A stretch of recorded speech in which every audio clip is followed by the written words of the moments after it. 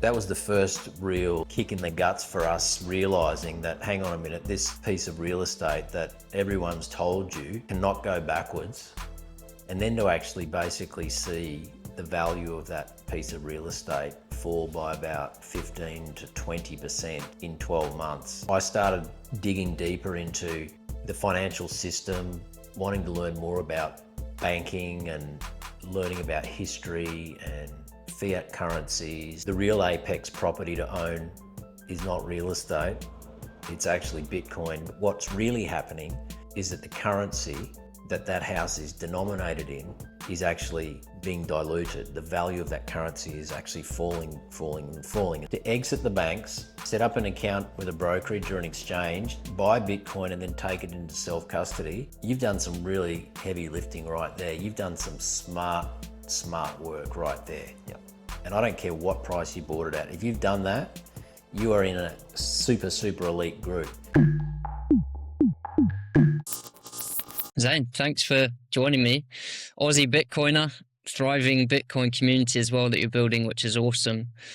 To start with you, what was it and what about Bitcoin started making you think compared to the traditional way of Aussie thinking? Yeah, it's an interesting question, Finn. And first, thanks for the invite, and what a great setup. Yeah, This friend of yours, I thought, shit, I did one recently on Matt Fraser's show. I don't think it's gone live yet, in a live setting, and I just felt like it was such a good way to do a podcast. And so, mate, really looking forward to the chat. But yeah, for me, I think when I think back, and I've actually spent quite a bit of time recently trying to reflect on what actually drove me to Bitcoin. And I actually think it goes back to the global financial crisis. Probably before then, I've always been very intrigued about creating wealth and investing. And I used to subscribe to, different property publications and bought and sold lots of property over the years and things like that. But I think what really ultimately led me to Bitcoin was in September 2007, my wife and I, we bought this piece of real estate, old home, but on a magnificent block on the water on the North Shore on the Gold Coast in a place called Paradise Point. And I kind of fell in love with the place, and I had friends who were in real estate and who had done very well in the property boom that kind of really kicked off post Sydney Olympics. And Australia has really been in a property boom, apart from maybe 2 or 3 years post GFC.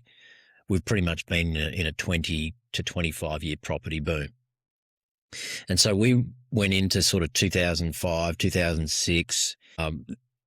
The whole Gold Coast was just achieving record prices all over the place. It was just turning into an absolute casino with real estate. And we desperately wanted to get onto waterfront property. And we had 3 young kids, and we had this sort of dream we were going to turn this old home into this, bit of a sort of a family palace, so to speak, on the water. But then a year later, the GFC hit, right? And that was the first real kick in the guts for us realising that, hang on a minute, this piece of real estate that everyone's told you cannot go backwards, right? You cannot lose money on water in Queensland. That was kind of like the mantra that we bought into. And then to actually basically see the value of that piece of real estate fall by about 15 to 20% in 12 months after we bought it, that was like, holy shit, And I remember talking to the real estate agent and saying, like, I'm a bit concerned here, because we had a mortgage on that place, and I was like, there was carnage everywhere, and there were people selling, all up and down the coast for 20, 30, 40% less than they bought. And, it was just a really bad time. But if I fast forward beyond that, because we managed to make a bad situation into a reasonably acceptable situation, in the sense that we moved our business there because it was such a big home. and we were running seminars and events and stuff, and we had another premises, and we actually got out of that and moved our business there. So we had staff downstairs at this house, and so my business was paying rent, and so we kind of managed the situation as best we could for about 6 or 7 years. And, I think that was kind of like a catalyst for me subconsciously, this realization that the boom and bust cycles that are caused by the big end of town and, central banking and Wall Street and, because up and through that period, they were like anybody could go and get a mortgage, basically. If you had a first name and a last name, right, provided you had some form of deposit, you really could get a mortgage. It was as simple as that. There was no question about serviceability. It was a crazy period in history, which will probably never be repeated, but it actually led to this subprime crisis, which obviously, instigated in America and ripple effects around the world. So really, in a nutshell, that was the catalyst. I started digging deeper into the financial system, wanting to learn more about banking and learning about history and fiat currencies and all of that. And because I felt like my belief around real estate being the apex property, particularly in Australia, I felt like that was challenged.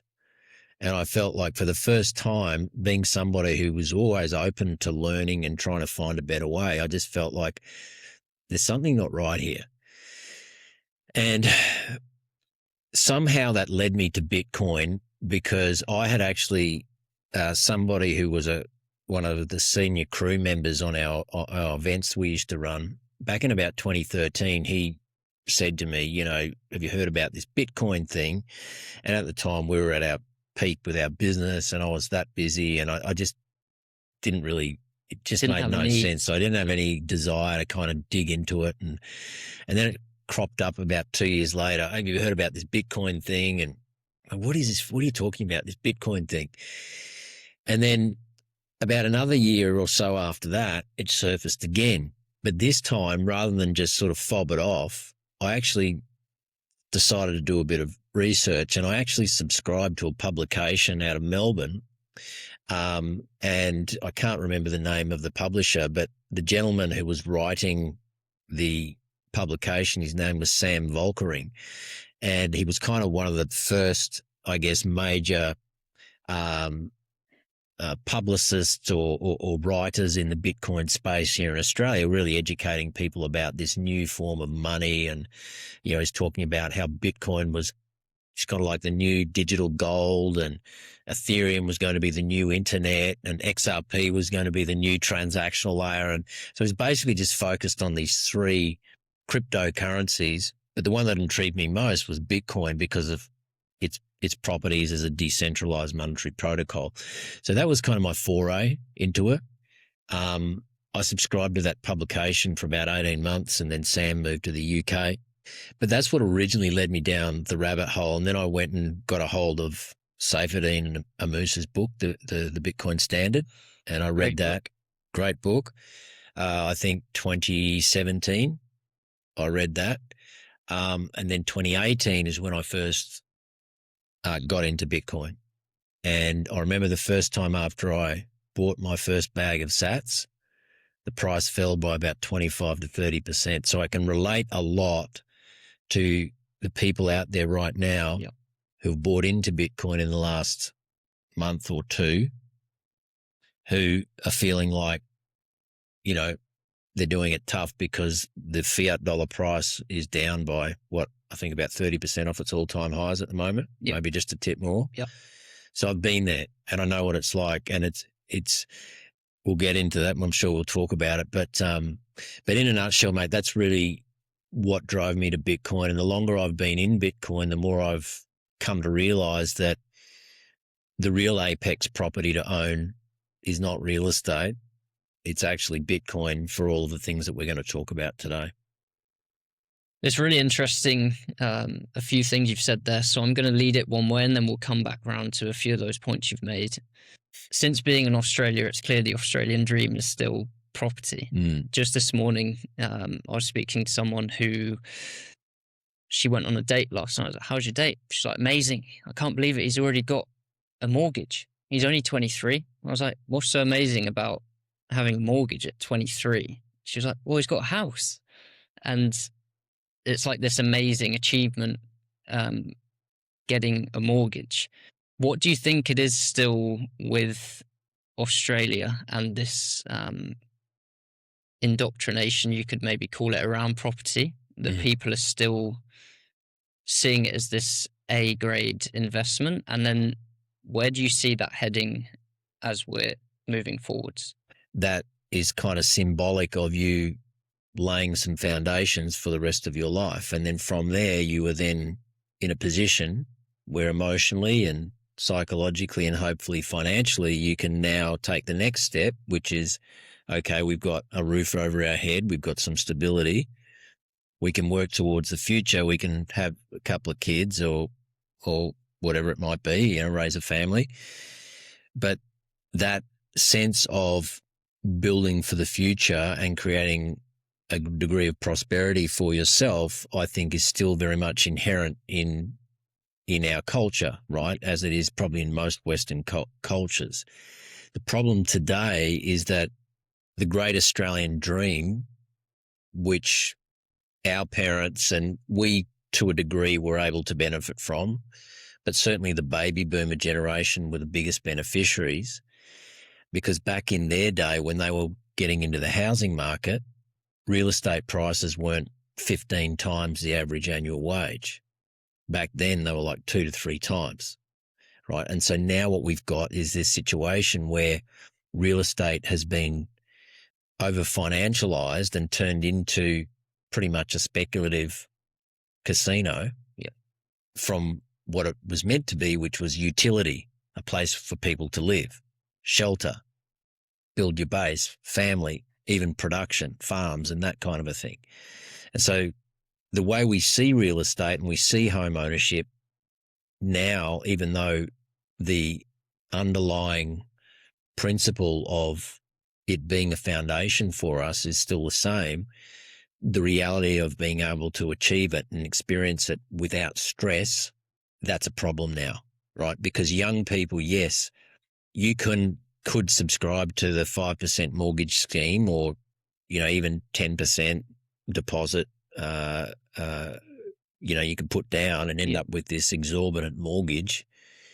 But how much stress is that now going to create for you and your family and your partner?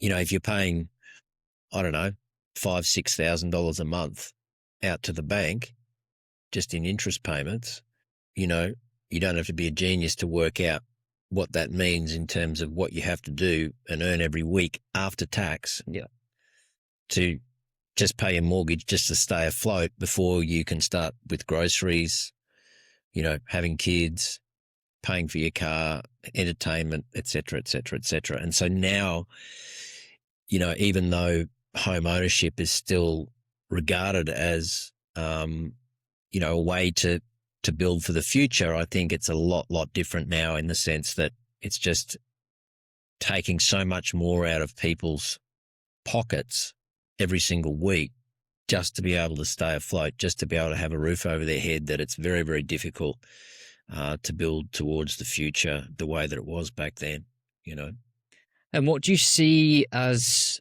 the opportunity cost or the dangers and risks associated with property as we're moving further forwards in the way that everything's panning out at the moment?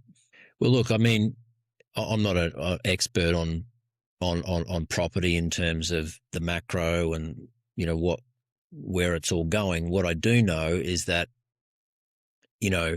whenever you have an environment where governments and central banks around the world work together to continue to issue more currency, which essentially is debt because we live in a debt-based system, effectively what you're doing is you're keeping assets and real estate prices growing consistently. And so the general sentiment from homeowners is that they're doing well because their house price is constantly going up year after year after year. Okay. But what's really happening is that the currency that house is denominated in is actually being diluted. The value of that currency is actually falling. And so it takes more dollars to buy the same house. And of course, we see the absolute truth in this, in what I'm saying, when you start pricing houses, not in Ponzi fiat dollars, which is an inflationary currency that we have no idea how much is in circulation at any given time, but instead of pricing your home in dollars, right, why not price it in something that is stable, okay, like gold or like Bitcoin, which is the hardest form of money we've ever seen. And when you start to do that, you see the truth about house prices, and that is that they're actually falling. They're not going up at all. They're only going up because the denominator that we're pricing them in is being inflated into oblivion. And so, yeah, I don't think it's going to stop. So there are commentators out there, gurus, people such as Raoul Pal, even though I don't agree with everything that he says around cryptos and things like that, one thing he's very good at is seeing where things are going in terms of the macro picture, geopolitically, financially, the whole system. And he often says that, you know, the system actually broke or failed or died in 2008, but it's essentially only been able to survive because they've had it on life support ever since. And so what that essentially means is that they can never allow asset prices to fall, because if they did, right, if everybody's house price fell by 20 or 30% today with the amount of debt in the system now, which is significantly more than there was back in 2008, which was the GFC when we got caught up in that. But today it couldn't happen, because if that happened, then the whole system would completely implode on itself, because they need the debt to keep collateralizing or to propping up the value of assets, right, in order to demonetize the debt, in order to ensure that there's more asset value than there is debt in the system. And so people like Raoul Pal are very vocal about the fact that we don't know where this ends, but it's basically we're entering into a phase of constant never-ending inflation. And so unless you're storing your economic savings, your value, that protects you from that, right, that can keep up with the rate of inflation, real inflation, then basically, unfortunately, you're going to be on the wrong side of this, which basically means, you know, you're just going to keep working harder and harder for less, and the wealth gap is keep getting wider, and you'll just never be able to get ahead. And that's where Bitcoin comes in. Yeah. And I think more and more people are waking up to this, but a lot of people are going to continue being disillusioned that as the house prices are still going up in value, they think they're winning and they think that it's still the way. One thing you said right at the start that was really interesting is you've always had an open mind. So where's that open mind come from, and what kind of way of thinking do you think people need to have to not get caught in this trap of, oh, my house is getting more and more expensive and raising its value?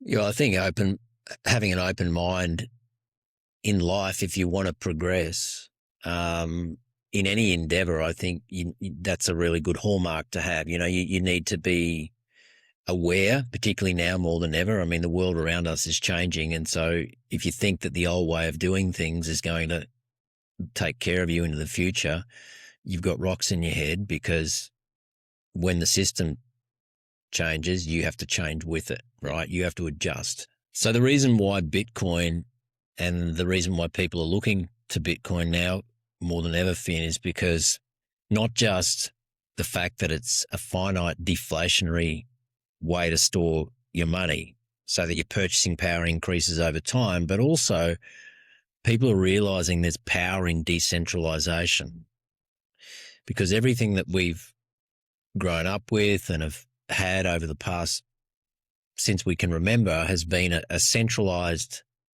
monetary system, but not just our money, our healthcare, our education, our media, and more, what we're finding is the world has a way of starting to open things up so that we can start to have more options and decentralized choices in our life. I mean, you've only got to look at what the internet has done for things like communication. Yeah.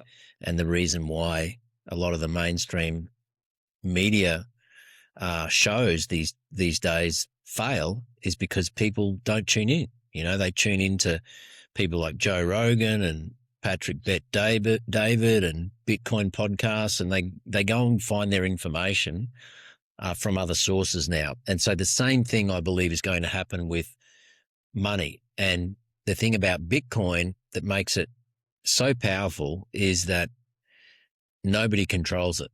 And when you have a form of money that isn't in the hands of a handful of unelected bureaucrats who make monetary policy decisions that impact all of us, and when you take that away and you entrust your savings and your capital to a system that has no figure that can be influenced, corrupted, and you're storing your value in a decentralized monetary protocol that runs on a consensus mechanism where all of these little microcomputers known as nodes operate around the world to essentially perform an audit on that monetary system every 10 minutes. And so when people start to realize this about Bitcoin, they start to go, well, hang on a minute, maybe, just maybe, white paper that came out on the back of the global financial crisis, which I spoke about earlier, maybe that happened for a reason. We had chaos, and now we had an opportunity to exit the chaos, and that is essentially what Bitcoin is. And it's just that it's taken us 16 years to figure it out. And even still, less than 5% of the population even really have any allocation to it. So it's still very, very early in all of this. But, you know, I'm a great believer that we're going to have this suddenly moment in the next few years where more and more of the population start waking up to it, adopting it. More and more businesses will start accepting Bitcoin. I think with what happened in America, I think just before Christmas, where Jack Dorsey's company Square, they rolled out Bitcoin payments with their platform. 4.5 million merchants now can effectively accept Bitcoin as payment from their customers.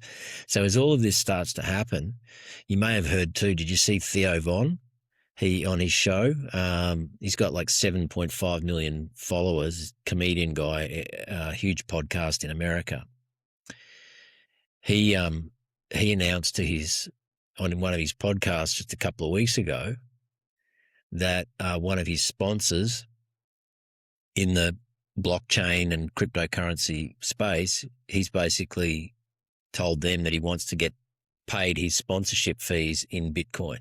Good man. And he told his whole community about that. So things like that, big voices, just create big voices, and that just creates more and more awareness. And then, you know, we end up into this suddenly phase where everything starts to happen.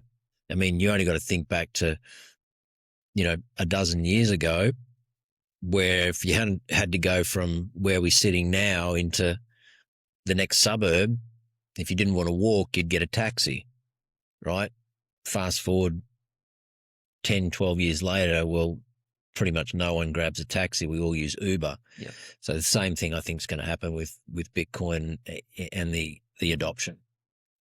And I think it's an important conversation to have around still being early, because a lot of people I speak to, I know a lot of people you speak to, Bitcoin to them is new, but they're thinking that they've missed the boat or that they're late to the party.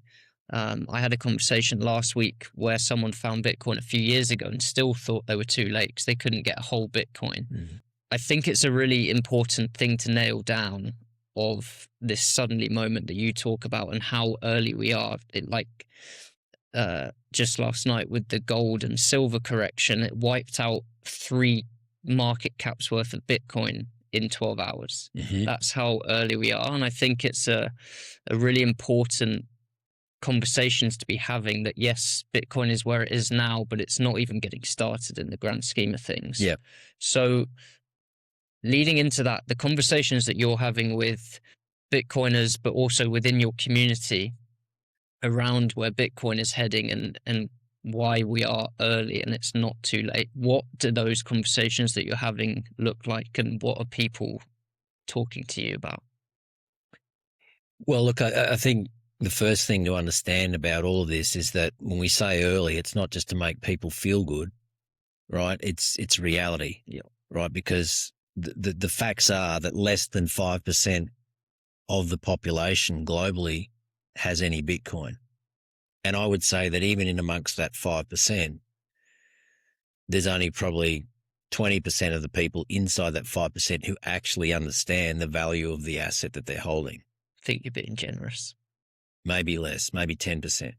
So, that in itself, if you understand anything about network effects and Metcalfe's law and how these things play out, and the fact that Bitcoin is not a technology, it's actually a protocol. And as Jeff Booth says, who I know you had on your show, congrats, by the way, because he's one of the best out there.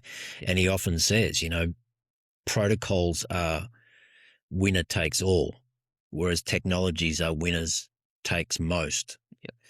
And so what we have with Bitcoin is like the new internet of money. Internet was a protocol, but you and I couldn't buy into it. What we could buy was the technologies that sat on top of the protocol. We could buy Amazon, we could buy Facebook, we could buy Google by way of stocks and shares. But with Bitcoin, we can actually own a piece of the protocol. And that is a very, very powerful thing, because upon that protocol, there are going to be all of these technologies, all of this infrastructure that will be built on top of that we'll be able to benefit from. And so, I'm a great believer that as a stakeholder in Bitcoin, which is what we are, yep, we are going to be the beneficiaries as time goes on of all of these incredible technologies that are going to be built in layers on top of the Bitcoin main chain protocol. So it's kind of probably like owning shares in, if you could have in the telephone or in the wheel, right? Some sort of transformational technology or new invention that has changed the world. We actually get to own a piece of that. And so when you start thinking of it that way, Finn, it helps you to conceptualize what early means. And you've only got to go down to your local gathering, cafe, church, sports, wherever you go to do your activities or your hobbies, and just go and sit with 5 people who you might be friends with or associates with, and just ask them what they know about Bitcoin. And most people have probably heard of it, right? But if you ask them the next question, which is, what is it, or how would you explain it? People just don't know what it is yet. And so there's a reality to early. Where people get stuck is that they look at what Bitcoin's price used to be when they first heard about it 5 years, 10 years ago. Yeah. Okay. Now, when I first heard about Bitcoin in 2013, I think it was like $2 or something like that, right? But when you understand it, you realize that Bitcoin is actually mathematically engineered to go up forever, because it's the first time in history that we have a form of money that is absolutely scarce. And what we know is that scarcity in assets is what drives value. So if you're still able to own a piece of the Bitcoin protocol, like if you can set up an account with a brokerage or an exchange today and go and buy yourself $1,000 or $5,000 or $10,000 worth of Bitcoin, you need to think yourself really, really lucky, because in 5 years from now, you're just not going to be able to buy it in that way. And the only way that you'll actually be able to get Bitcoin in the future will be by participating in the layer 2 circular economy. Okay, so if we come into this barber shop and you and I want to get a haircut, and Justin says to us, hey guys, how do you want to pay today? And we've got a choice to pay in, with our credit card or debit card or in sats. You and I are probably going to pay in sats using the Lightning Network. And so he will have an opportunity to earn Bitcoin by earning it, right? And that's where this circular economy, this parallel economy is really going to start to take hold. And we have to understand that there are three primary properties of money, and Bitcoin fits every single one of them perfectly. Store of value, medium of exchange, unit of account. And I believe that we've moved very much from the last 5 years has been all about store of value. People like Michael Saylor have been out there really advocating never sell your Bitcoin. It's like digital gold. It's multi-generational wealth. It's like digital Manhattan, owning a piece of Manhattan real estate 200 years ago, all of that kind of narrative, which really speaks to the store of value power of Bitcoin, and rightfully so, because it's outperformed every other asset over the past decade by about 8 to 9 times. Yep. with its CAGR. So he's not wrong in what he says. It's just that the part that we've missed as a Bitcoin community, or that we've forgotten about over the past 5 years, is probably the power of Bitcoin as a medium of exchange. And if you go to the Bitcoin white paper, Satoshi's Bitcoin white paper, the 9-page document, which the viewers can look up on Google, it'll be right there. It's 9 pages. That's all it is. Yeah. It says on the very top line, peer-to-peer electronic cash. And so we've just got to keep remembering why Bitcoin was created, the ability for you and I to transact peer-to-peer without any intermediary, no bank catching us for fees on the way through. You could be on the other side of the world and you could say to me, send me 10 grand's worth of Bitcoin. I could send it to you. You could have it within probably 15 minutes, right? You try sending that amount of money via a bank wire and you're on the other side of the world, you might not get it for 2 or 3 days, particularly if it's on a weekend. And so this kind of these powerful features of Bitcoin, I think, are yet to come in terms of the general awareness. Even though you and I are both very much in tune with this stuff, most people still aren't aware that the next phase for Bitcoin is going to be very much transactional, I believe. And it's not just me speculating this. All of the infrastructure is being built to enable this. Yeah. I mean, Jack Dorsey was the founder of Twitter, right? Whether you like him or hate him doesn't really matter. The point is he's a mover and shaker, yeah. Right? And you don't go and enable your platform, right? Square's one of the most popular merchant facilities in the world right now. Most cafes or dress shops, mechanics, if you went and surveyed 100 of them in this area, probably at least half of them are using Square. You don't go and enable them for Bitcoin payments unless this is going somewhere. Yeah, and I think linking back to Jeff Booth as well, he always talks about exponential growth. So even though for us and other people, it might look like things are moving fairly slowly, they're actually growing at an exponential rate. So something that sounds like a wild idea for 1 or 2 years' time can quite easily be ready in 1 or 2 years' time. So I think that's another important thing. But what I want to touch on, what you were just saying there around not needing intermediaries in terms of sending the cash. Another big value prop of what Bitcoin is that isolates it from all the other assets is that you can self-custody your Bitcoin. I'm having a lot of conversations with Aussies in particular at the moment. I know that you're a big believer of self-custody and learning those skills yourself, which I think is why I've connected with you and Sean and other guys that are pushing that message. Jeff Booth, another one, an advocate for self-custody. What is it about self-custody that's so important, do you think? And what are you sharing with the people that you're talking to about why they need to take self-custody and not be trusting and outsourcing trust like we've been taught to do, or had no other choice in the past? Look, I think this gets back to rule number one in Bitcoin is not your keys, not your Bitcoin, right?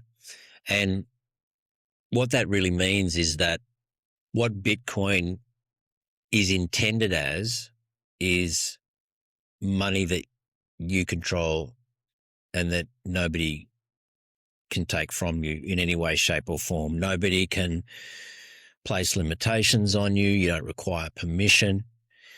And so that is a very powerful thing, particularly when you consider that right now in the Aussie banking system, if you want to go and move your money into a bullion to buy gold or silver or onto an exchange to go and buy Bitcoin, there's a really good chance that you're going to get questioned by the bank as to, and I refer to this as red flags of what's to come, because if you start thinking about, Europe and they're rolling out their central bank digital currencies, we know that the Reserve Bank of Australia, there was a big report on this on Sky News last year.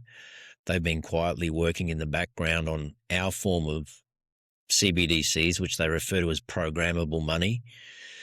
And when you start thinking about this, and we know that Australia is plugged into the globalist agenda, and if all of this stuff is allowed to play out without the people challenging it, and we just fall into this system, it's not going to be a pleasant system for us to be a part of. We're going to sacrifice a lot of our autonomy and sovereignty and freedoms once our money is centralised in that way.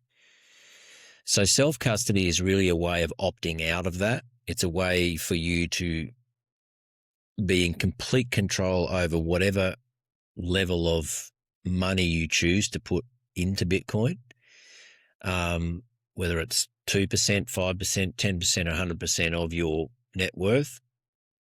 You have a way of actually being in complete, total and utter control of your own money. You are your own bank. You are the head of security of your own financial life. And so what people have to understand is that it's one thing to buy Bitcoin, which is a really important step.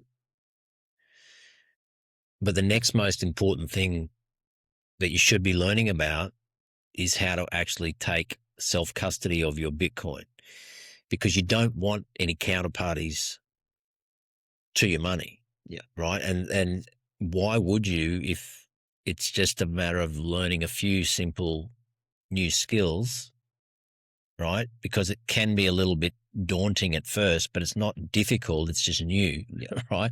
Kind of like driving a car or riding a bike for the first time, didn't stop us from doing it, but it was a little bit, we had to put our training wheels on and fall off a couple of times, but we got there in the end. And it's the same with Bitcoin. You can't stuff it up, but there is a little bit of a learning curve you have to go through to get there. And the other thing I'll say about self-custody, and then I'll shut up about this, mate, but what I always tell people is that there are levels to self-custody. Yeah. And where you start is not necessarily where you're going to finish. And I know that because it's a process I've went through. And so it's really important that people don't dismiss this because they think it's too hard or too daunting or they don't trust themselves. Just know that there's a level 1 approach. You can download an app on your phone within 5 minutes, such as a Aqua or a Blue or a Proton wallet or something like that, Bitcoin only. You could be up and running with your own Bitcoin wallet in 5 minutes. Yep. Now, do you put your life savings on there? No. But it's a great way to play around with $300 or $400, $500 worth of Bitcoin that you purchased on an exchange or through a broker and take it into your own self-custody. That process alone will take you from, if you're sitting at a 0 or a 1 out of 10 in terms of knowledge and confidence with self-custody, that process alone will take you to a 5. Yep. Would you agree with that? Great. And you can learn it quick. I set up the barber in 10 minutes. Right. Just now. Yeah. There you go. Yeah. So not enough people are doing that.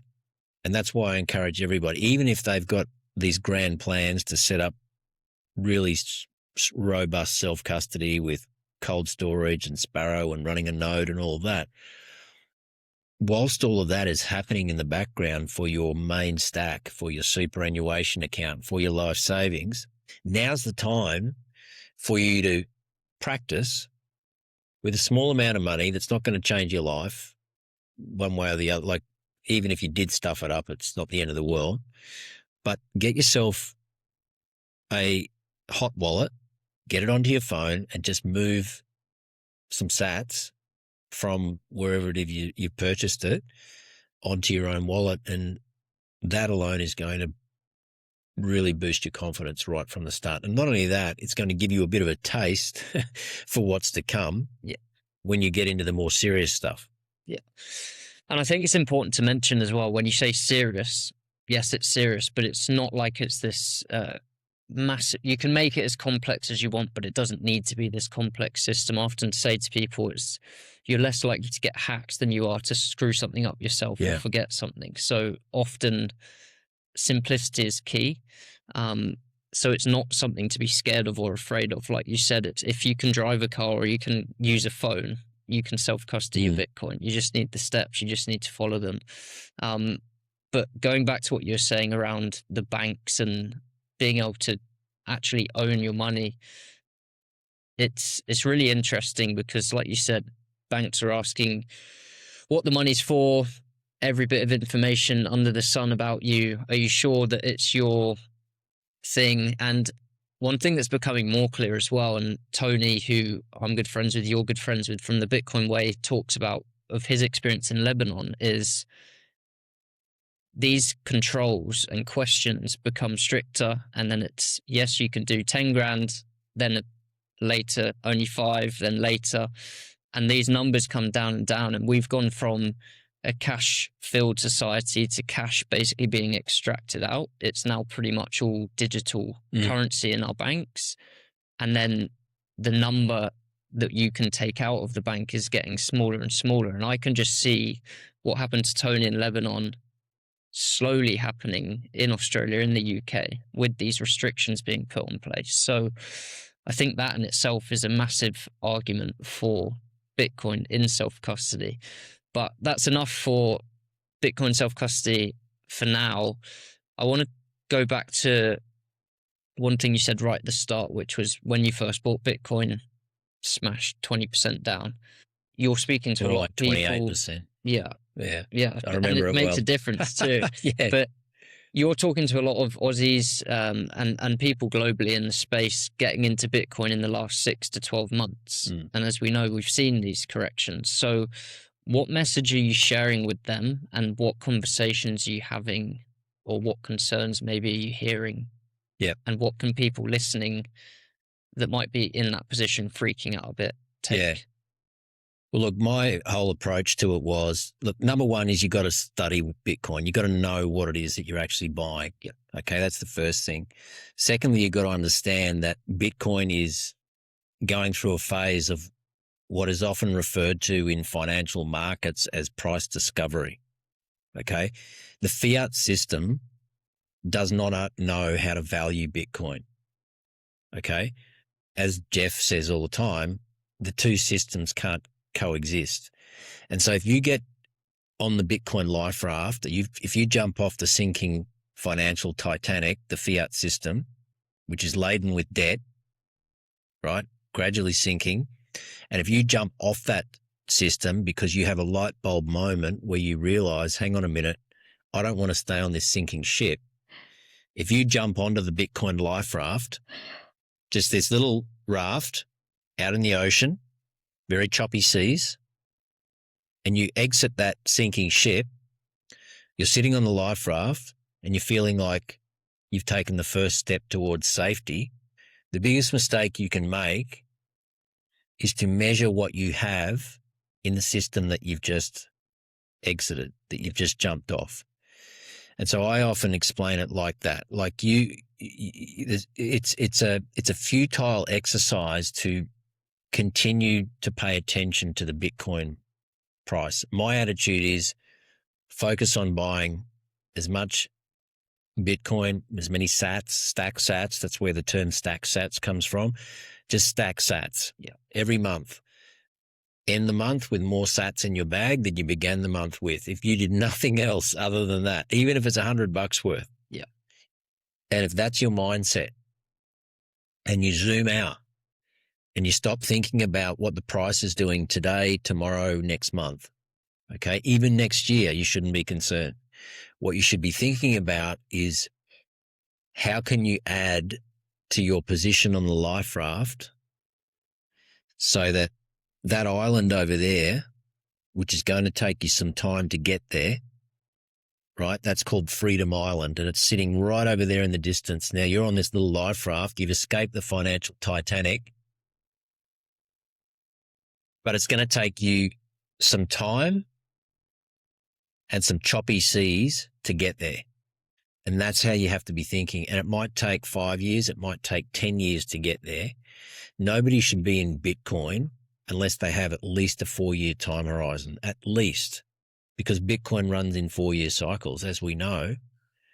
And there's nobody who's been in Bitcoin for 4 years or more who's ever lost money. Yeah. Right. So all of it is to do with mindset. It's to do with understanding the fundamentals of Bitcoin, understanding the system that you're escaping, and understanding that when you invest in Bitcoin, what you're actually doing is buying into the future. So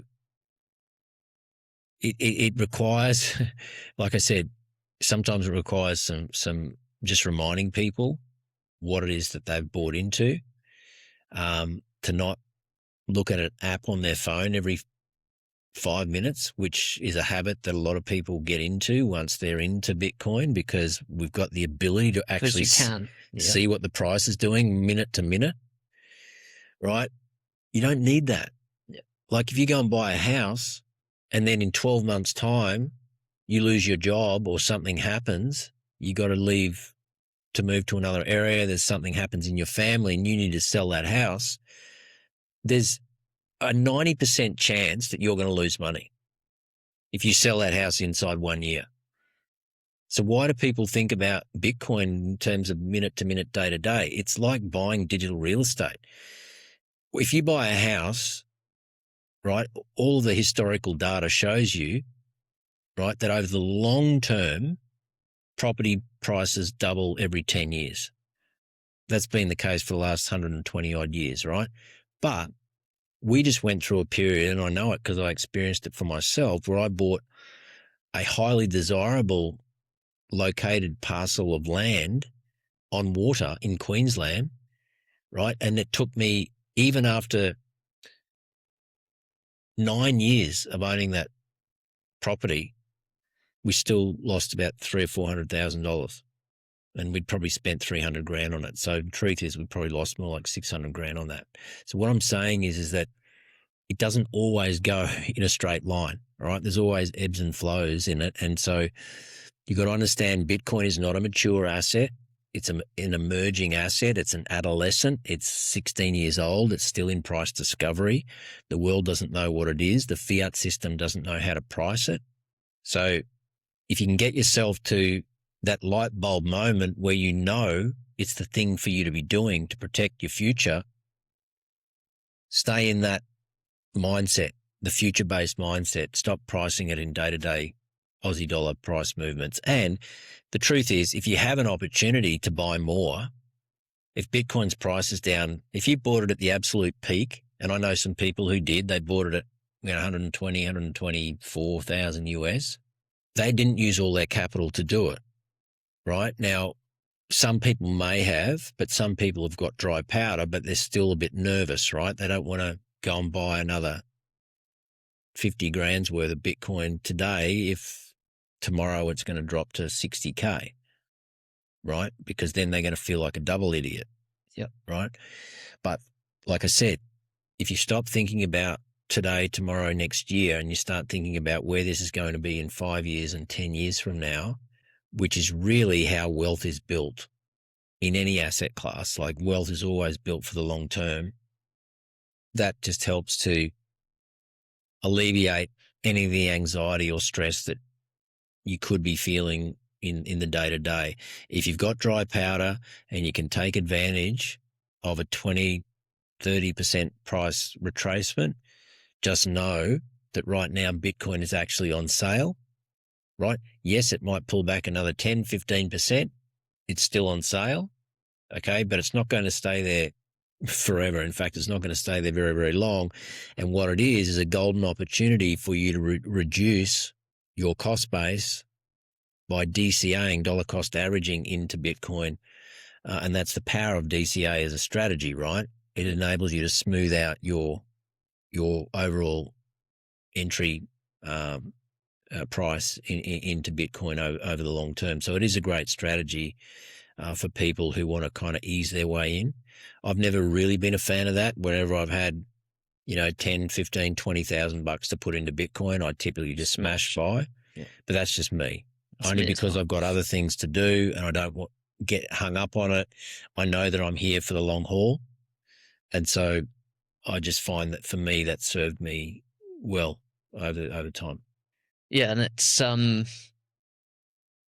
to be a rounding error in just a few years' time, but definitely the long term. So it might seem stressful at the moment of trying to time it.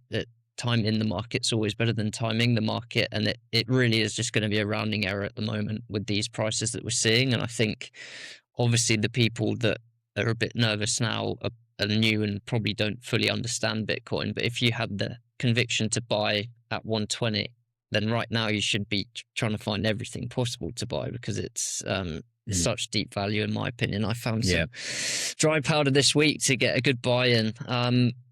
But just on that point, some people bought at 120 out of FOMO. Yeah. Or a conviction for so long. That's right. And there's also other people who were waiting on real estate to settle, superannuation to roll over into an SMSF, and just timing is kind of what caught them out a little bit, because they'd been waiting for, 2-3 months for this capital to roll in. And then the minute it arrived, bang.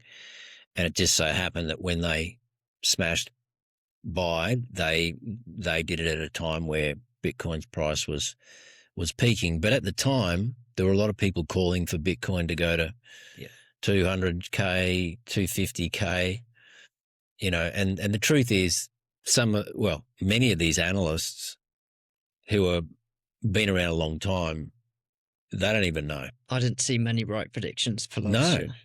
No. So that's why I don't typically buy into price predictions at all, because we just don't know. What we know is over the long haul, Bitcoin's price chart looks like that. Yeah. Up and to the right forever. But in the middle, there's all of these ebbs and flows. And if you've come in at a point where it's a bit spicy, it's a little bit frothy, and then there's a retracement, you could bear the brunt of that in the short term. But it's not a reason to throw in the towel. It's not a reason to panic. You wouldn't believe the number of people I've met over the past 12 months who 3, 4, 5 years ago had a nice bag of Bitcoin, doubled or tripled their money, sold quite a significant portion of it, and now regret that. Yeah. Because they cannot get the amount of Bitcoin back that they had in the first place. Plus they triggered a taxable event when they sold it. Yeah. Right. Which is another thing a lot of people don't think about. So Bitcoin's not an asset to try and time the market or to trade with. It's you just got to keep remembering it's a protocol. You're now a shareholder in the new internet of money.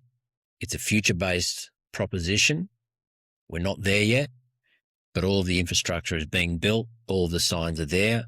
You just have to be patient, and you just have to be spending your time educating yourself, listening to podcasts like Finn, reading books like, The Bitcoin Standard, Larry's book, Larry Lepard's book, The Big Print, listening to Jeff Booth, Tony Yazbek from The Bitcoin Way. Like, if you spend your time doing that stuff, you've got no time to worry about what the price is doing. Yeah. Do you find that? Yeah. When you start diving into the education, everything else washes away. is irrelevant. Yeah. And two people we know with 2 points that match into everything you're saying is Adam Hudson always says, if there is a drop, that's where you double down on the education, understanding why did I get into this in the first place? And then Bisha, long term, we know where Bitcoin's going, but we have no idea how it's going to get there, but we know where it's heading long term. So when you see times like we're seeing at the moment, double down on the education and zoom out, because for Bitcoin's entire history, if you zoom out, where's it heading? It's only going in one direction. And don't feel like you're an idiot or that, you know, you've made a mistake, or there's no reason to feel down on yourself or to beat yourself up because, you know, you bought at the peak. It's only going to be the peak for now, right? But it's not going to be the peak for the next cycle or, you know, in a year or two's from now. You're going to be looking back and going, I'm glad I rode that out. I'm glad I stayed on the life raft. I know the seas are a little choppy, right? If you get on a life raft to safety out at sea, there's going to be choppy seas. And so you just got to keep remembering that I just got to ride out this storm. 100%. And I think a big turning point for me was changing the psychology of it, that Bitcoin isn't a trade either. It's the money. So it's actually 100%. Just selling your fiat, this deep depreciating currency for the real money. And it's not a trade. It's something that people in the future, again, who knows when, they're going to be working for and getting paid in Bitcoin or something denominated in Bitcoin. And we're in an amazing opportunity right now where we can buy it for fiat. What an amazing what a great trade. But I'm with you, mate. I think one of the worst trades on earth, if you've gone to the trouble to exit the banks, right, set up an account with a brokerage or an exchange, buy Bitcoin and then take it into self-custody, you've done some really heavy lifting right there. You've done some smart work right there. Yep. And I don't care what price you bought it at. If you've done that, you are in a super, super elite group. Why on earth would you undo all of that great work, right, in a moment of insecurity or madness or ill judgment and go and sell that Bitcoin back into your bank account because all of a sudden you were questioning whether you made the right decision? Like, believe me, and I come from a place of not just personal experience, but having coached and consulted with countless people who have made this mistake, not one has said that that was a good decision that they made. So the moral of the story is that if you're in Bitcoin, stay in Bitcoin, right? And just play the long game, use every pullback as a chance to beg, borrow, or steal whatever you can, sell some shit you don't need, really ask yourself whether you need to go on this holiday or that. I mean, we've all got a life to live and all of that. I get it. But, you know, the more you can exercise low time preference and trade instant gratification for future-based thinking, which is what Bitcoin is all about. It's all about going back to a time and place where we used to be able to save for the future, save for our future prosperity. Bitcoin enables that. You can't do that in cash. In fact, I would argue you can't even do it in super or shares or traditional assets. Maybe real estate you can do it, but how many people can afford to buy super scarce, desirable real estate, which is now in the millions of dollars, right, with all of the costs associated with acquiring it and holding it and maintaining it? I mean, that's a very, very small portion of society who can do that. If you can't do that, the thing that makes most sense to me is Bitcoin, digital real estate, global, portable, permissionless, decentralized, no counterparty, highly fractional, the most liquid market on earth.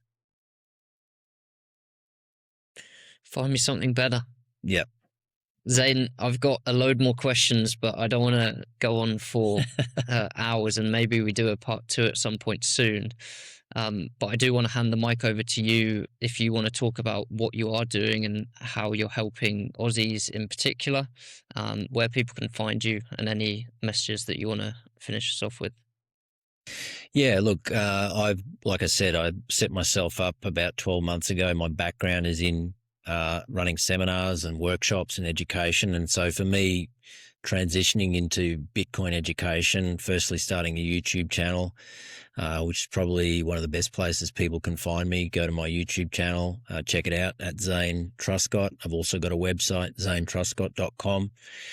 Just explains what I do. I've got my private coaching sessions, which I do one-on-one on Zoom, answer people's questions, help them with whatever it is they're looking to do, get started in the most seamless way. If they're looking to roll over their industry super, how to set up a Bitcoin-friendly retirement plan, just know where people need to go in order to get that done. But mostly it's just about clarity and confidence and just giving people a sense of understanding that this is the pathway forward. And I find that when people get that, they got tremendous value. So I do one-on-one coaching calls. I've got a private mentorship community called the Bitcoin Success Circle, and that's a growing community of predominantly Aussie Bitcoiners. We do have one lady who's a part of that, who's based in Central America, but apart from that, it's all Aussies from all around the country who are all on a similar wavelength, similar, journey in terms of where they're at. And so that's pretty much about it, mate. It's I'm enjoying it. I love meeting people from all walks of life, and I just feel like, being able to teach people about Bitcoin and why it represents such a powerful retirement plan B asset, that's really become my passion over the past year or two. So that's pretty much it, mate. Such important work, and maybe we'll have to do another podcast just on the Yep. super, because I do think that's an absolute cheat code for the Aussies that I wish the UK had the option, that I don't think probably has too many years left in the tank, especially to self-custody it, but we'll save that perhaps for a round two. Yeah. Thanks so much for jumping on. The message that you're sharing along with Sean, Jeff, Adam and Tony. Yeah. I think we need to really stick together, link arms, because that message is getting diluted as we're going. So keep up the awesome work that you're doing, and let's do part two soon. Cheers, brother. Appreciate it.